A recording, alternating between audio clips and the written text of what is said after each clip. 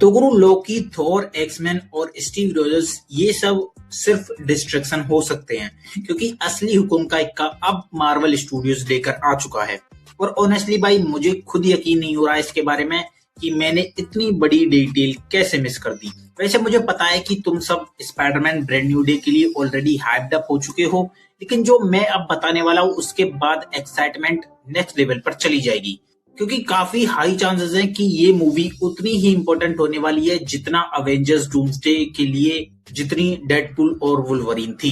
तो हम सब ये चीज तो जानते हैं कि अवेंजर्स डूम्सडे और अवेंजर्स सीक्रेट वॉर्स आ रहे हैं, जहां रॉबर्ट डाउनी जूनियर अपने प्ले करने वाले डॉक्टर डूम को। और जब से ये अनाउंस हुआ है कि डॉक्टर डूम मल्टीवर्स सागा का सबसे बड़ा विलेन होने वाला है, तब से सबके दिमाग में एक ही सवाल है कि उसका प्लान क्या होगा। क्योंकि डॉक्टर डूम देखो कोई नॉर्मल विलेन तो है नहीं जो कि थेनोस की जगह चुटकी बजा के पूरे ब्रह्मांड को खत्म करेगा। वो भाई बहुत दूर की सोचता है, फ्यूचर वाला बंदा है वो, तो उन्हीं का फ्यूचर वर्जन ही मान के चलो उसे। डूम का हर मूव ऐसा होता है जैसे वो 4D चेस खेल रहा हो, यानी हर कैरेक्टर के साथ वो खेलेगा जब तुम लोग सीक्रेट वॉर और डूम्सडे को देखोगे। इसलिए आज हम बात करने वाले हैं एक ऐसी पॉसिबिलिटी के बारे में जहां डूम के लिए स्पाइडरमैन और वुल्वरीन उसका सबसे बड़ा वेपन बन सकते हैं। और ये कोई हवा में थ्योरी नहीं है, इसके पीछे बहुत ही सॉलिड कॉमिक्स प्रूफ है, और एमसीयू ने भी इस कंसेप्ट को एक मूवी में ऑलरेडी एस्टेब्लिश कर दिया है। तो चलो पहले कॉमिक्स का एक बैकग्राउंड समझ लेते हैं। देखो 1984 के सीक्रेट वॉर में डॉक्टर डूम ने कुछ इम्पॉसिबल कर दिखाया था। उसने बियॉन्डर की पावर चुरा ली थी, ये तो हम सब जानते हैं। अब बियॉन्डर कोई नॉर्मल बीइंग तो है नहीं यार, वो ऑलमोस्ट ओमनीपोटेंट और पूरा रियलिटी कंट्रोल कर सकता है। तो डूम ने ये कैसे किया? देखो जब डॉक्टर डूम कैद से बाहर आता है तो वो क्लॉ की बॉडी यूज करके एक मशीन बनाता है।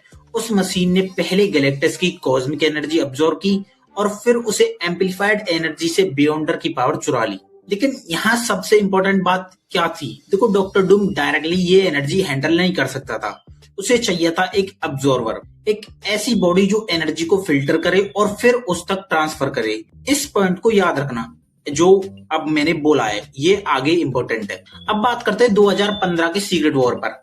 तो इस बार डॉक्टर डूम ने यूज किया मॉलिक्यूल मैन को। मॉलिक्यूल मैन एक रियलिटी मैनिपुलेटिंग बीइंग है जो डूम ने मल्टीवर्स के सभी वर्जन्स को ओएन रीस को एक बॉम्ब की तरह यूज किया था।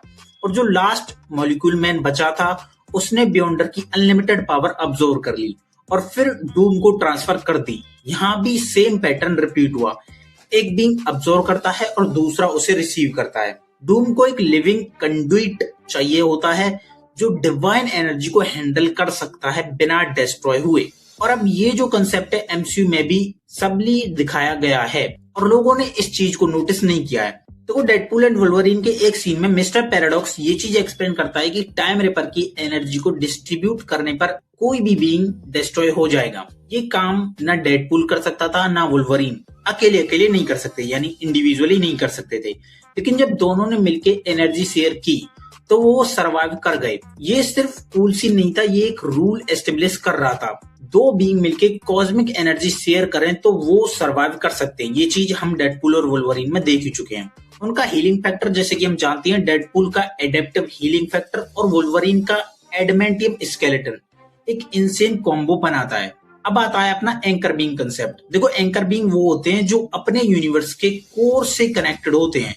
अगर वो मर जाए तो यूनिवर्स कोलैप्स होने लगता है। वुल्वरीन एक एंकर बीइंग था, जब वो लोगन में मरा था उसका यूनिवर्स डिके होने लगा।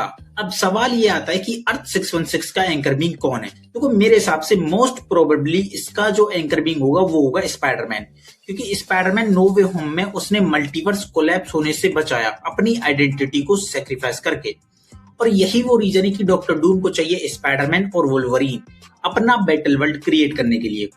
लेकिन इसमें प्रॉब्लम क्या है? देखो डॉक्टर स्ट्रेंज के स्पेल के बाद सब लोग स्पाइडरमैन को भूल चुके हैं, उसे ट्रेस करना ऑलमोस्ट इम्पॉसिबल है। कुछ ही कैरेक्टर्स हैं जो शायद हो सकता है उसे जानते हो कि वही स्पाइडरमैन है, जैसे कि हल्क जानता है, क्योंकि ब्रूस बैनर नहीं जानता ना, हल्क तो जानता ही होगा कि वो पीटर पार्कर है। इसी वजह से वो रूमर भी सेंस बनाता है जिसमें कहा गया था कि डूम्सडे में स्पाइडरमैन के ज्यादा सीन्स बॉडी डबल से होंगे, क्योंकि वो मास्क के अंदर ही रहेगा, क्योंकि उसे कोई जानता तो है नहीं, वो बंदा मुंह दिखा के क्या करेगा उनको।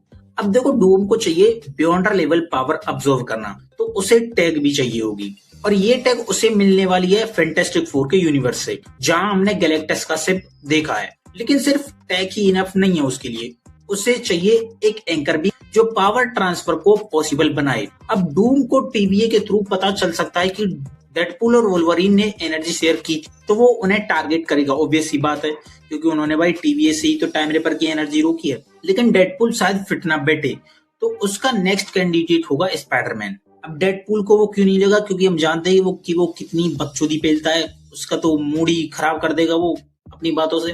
और ये कोइंसिडेंस नहीं है कि स्पाइडरमैन वर्सेस वोल्वरिन फाइट के रूमर आ रहे हैं, जो डूम्सडे का ओपनिंग सीन हो सकता है एक इनकर्जन के साथ। बट ये जो स्पाइडरमैन होगा ये अपना दूसरे यूनिवर्स का स्पाइडरमैन होगा, अपने 616 का नहीं है। मतलब टोबे मैगवायर वाले स्पाइडरमैन होने वाला है जिसके साथ वोल्वरिन की फाइट होगी। तो हो सकता है हमें लगे कि दोनों फाइट करते हुए मर जाएं, पर एक्चुअली डूम ने उन्हें अपनी मशीन के थ्रू यूज किया हो, या सिर्फ स्पाइडरमैन वेरिएंट मरे और वोल्वरिन बच जाए। देखो कॉमिक्स में भी रिवील हुआ था कि डूम ने पावर लेने से पहले स्पाइडरमैन और वोल्वरिन को कंडक्ट की तरह यूज किया था एक स्प्लिट सेकंड के लिए। स्पाइडरमैन को बेयॉन्डर की पावर मिली थी और उसने एक परफेक्ट वर्ल्ड क्रिएट कर दिया था जहां अंकल बेन जिंदा था, और जब वो फिर से मरते हैं स्पाइडरमैन तुरंत उन्हें रिवाइव कर देता है। सोचो इतनी पावर इतने कम टाइम में, और फिर डूम उससे ये पावर ले लेता है और उसकी मेमोरीज इरेज कर देता है। तो भाई अगर इतनी सी देर के लिए स्पाइडरमैन में पावर आ सकती तो इतने टाइम में वो डॉक्टर डूम को भी तो खत्म कर सकता था। बाकी देखो ये मेरा क्वेश्चन है, अगर तुम्हें पता हो तो कमेंट में जरूर बताना इसके बारे में। तो भाई आगे चलते हैं, ये सेम चीज मूवी में भी हो सकती है।